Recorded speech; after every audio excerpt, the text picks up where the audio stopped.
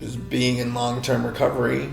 A lot of my friends in long-term recovery, not a lot of them, some of them are dying, right? And they're dying of overdoses or drinking and whatever. And we thought these people were sober.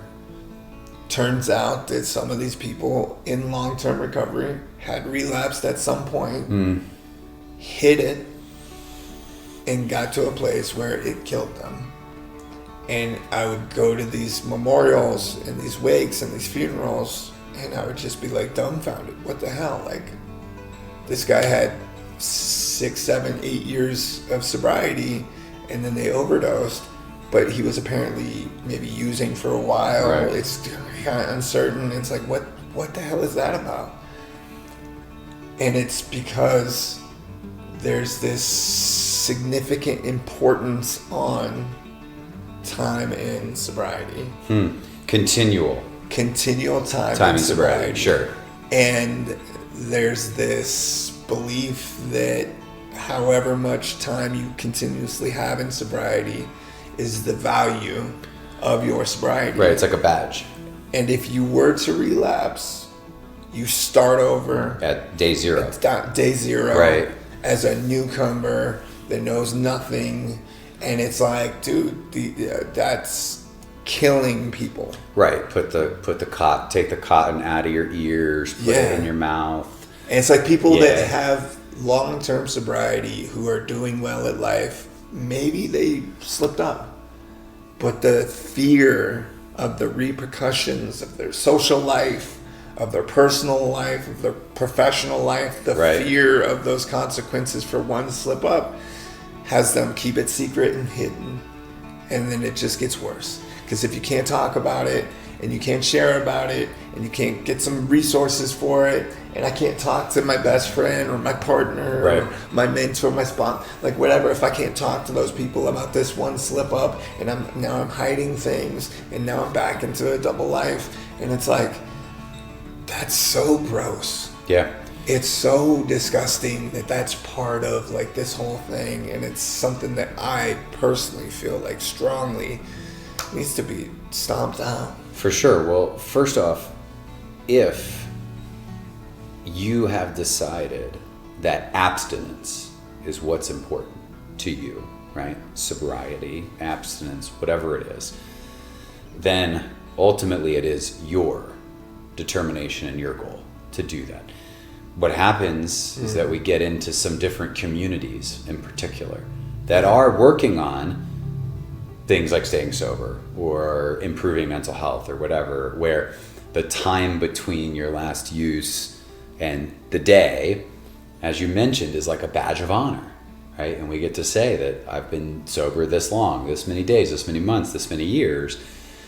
And the stigma many times comes from those communities in particular, right? Which can be shame-based, judgment-based on, like you said, you go from having a year sober to day zero, and all of a sudden, you don't know anything, and you're an idiot, and you didn't get it, you missed something. There's a lot of the stories behind it. Yeah. I think one of the most sad realizations that came up as you were just sharing is the loss of a very well-known professional recently in our industry who overdosed on fentanyl at a conference. And when you talk about that difficulty in sharing, it's like once you've built a name, once you've built a reputation in some way in our industry, we are, as an industry, not very caring for those of us professionals that may be struggling as well. So you've built a name, you've become a professional, you've been helping people, you've been doing all these things professionally, and then all of a sudden you relapse or a mental health issue comes up or whatever. We're not really an industry of people that go, hey, come here. Like, let me give you a hug. It's just so weird. And let me tell you how much we care about you. It's like, did you hear? Did you hear about so-and-so?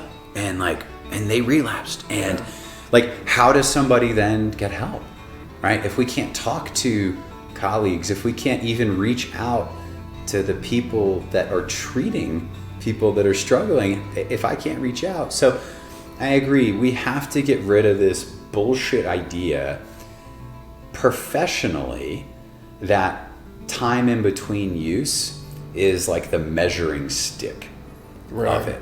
Don't get me wrong. If you have determined as an individual that time in between your last use is important to you, it's an absolutely beautiful thing. Cool. Run with that. Totally. And also, to your point, just realize to surround ourselves with people that are going to care about us and show up for us no matter where we are.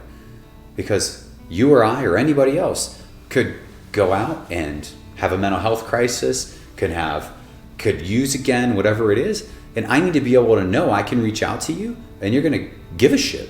Yeah. And not shame me and not tell me that I need to go back and I must have missed something, but you're just going to be able to give me some love and some support and some guidance, and I'm going to be cared for by not only the people in my life that I call friends, but also the professionals. Yeah. So it's really sad. Well, and I think from a professional standpoint too, it's a trickle down, right?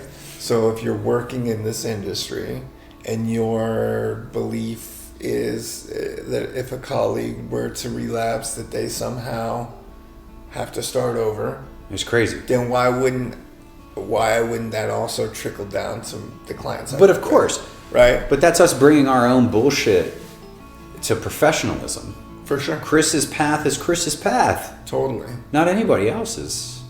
So I don't build my professional career on, well, now you got to follow Chris's path, and if you don't, then something must be wrong with you. So that's it's what I think about when you say that. Is like, of course, if that's what I believe about my own life, then there's going to be that part of me that probably brings that to the professional. For sure. Not always though, but